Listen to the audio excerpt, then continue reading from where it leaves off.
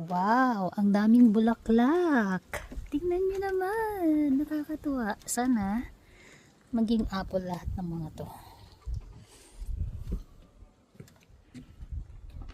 It's so pretty. Ayan, ganyan kaganda yung bulaklak niya. Kuha tayo ng isa. Tapos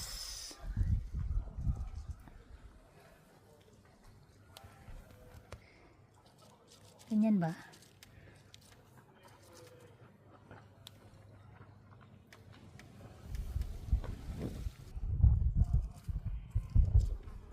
Tulungan natin yung bee mag-pollinate.